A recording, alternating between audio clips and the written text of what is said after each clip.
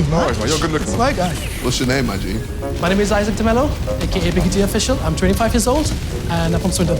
Bro, this isn't the army, man. Yeah. Oh, sorry. Do you want to give us a GCSE results as well? Give us so much information. Let's talk about it. Okay, so do the Can I- funny thing, man. Yeah, go for All it. right, okay. What's the difference between a car key, and kids? Oh no! Everybody run! We got a massive level here.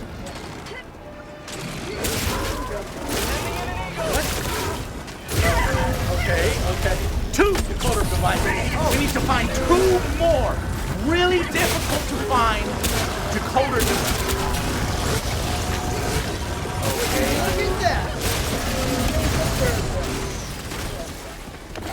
What the fuck? Okay, fine. But now we need to plug in these decoder devices into a hacking terminal, which is hidden somewhere in this massive level. Let's go. Joe, what the fuck? How do you know all this shit already? Well, that's easy. The campaign is nothing but 40 stitched together multiplayer maps with dog-shit stories. So I... No, this might be a one. Oh no, we're cheating. Each campaign level feels like you're dropped into a match of Warzone and like this open level layout. Yeah, Rhapsody. I've always wanted to play a Warzone-like map in the campaign. You can always see my guns level up in the campaign and me leveling up in the campaign. With some of the worst AI enemies we have ever encountered. I'm always there. Oh, really? God, I'm so sick of this. I got the one. Get him!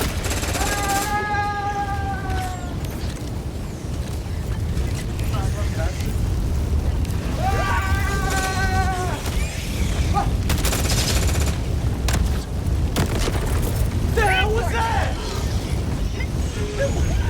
Wait.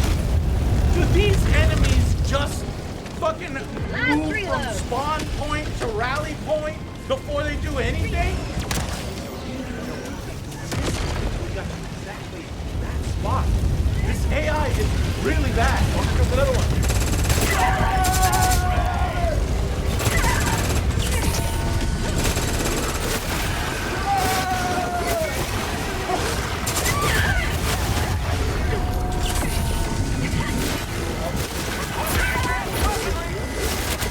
Yeah, about that. There is no difference.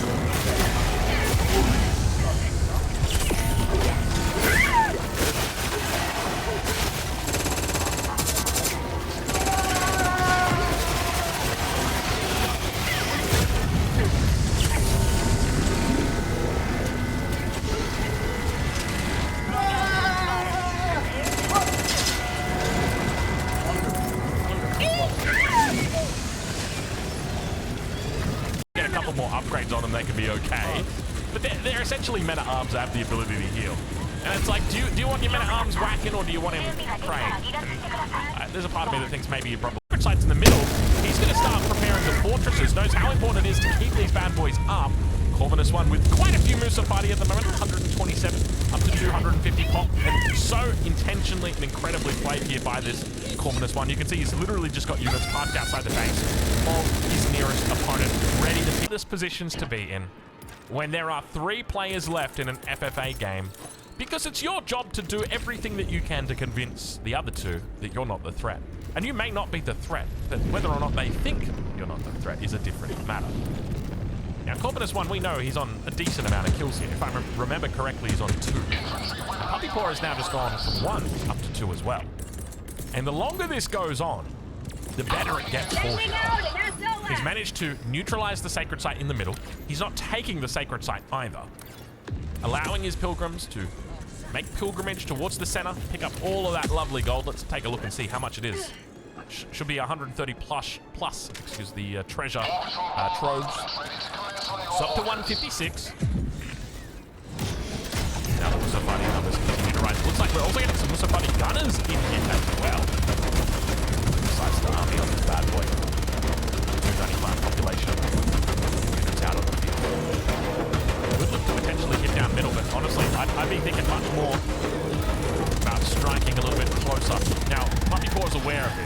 for walls. He's completely walled in around the base. I don't think there's any way through here unless you've got battery. And that makes it a little bit more difficult to perform this one. Doesn't make it impossible, but definitely makes it a little bit more difficult. But now, we can see him securing up the sacred site. Boiling Oil is out. Keep in mind, 7,800 health on these on these fortresses. Corvinus one with quite a few units out. Sees the Schlatter and moves away. Oh, look at the siege. Oh, yeah. You see that much siege, dude? I don't know about you. I see that much siege and I just say, no. I'm fine, thank you. That is an indestructible amount of siege. Dude, look at the size of these armies, by the way. We're starting to really push the limits of FFA. These two are absolutely massive. And who else would you expect? You know, we called out at the beginning, we said, who's going to be the first eliminated Slui MT? Who's going to be the winner? Probably Corvinus one, probably Puppy4, one of these two. And it looks like both of them are bringing it home at the moment. A lot of Musafati in here. You got 4 lines deep on these bad boys waiting to get into the fight. And now, more of the Hospitaller Knights come through. Meanwhile in the south, where's Don? Don's just chilling out. Don, honestly, if I'm you, I'd try and make a run for it. I'd try and make a gun for it. I don't know whether or not he'd be able to do it, though. You got stone wall upon stone wall. And Corvinus one, it feels like he's probably getting cleaned up here. Puppy4, still sitting at max population. 300 out of 300. A lot of resources in the bank. Corvinus one down to 218. And this is sort of where you have that trouble, right? Like, the Malians are an incredible civilization when it comes to their power to just... their ability to just spike up in the Castle Age. That's where we really see them take over. But when it gets to the Imperial Age, don't get me wrong, they're good, but are they able to compete with this? Oh god, he's bringing everything. This is so scary, dude. This is scary. Puppy4 now attempting one of the first legitimate sacred site victories that we've seen in Outback Octagon 4. The games in Outback Octagon 4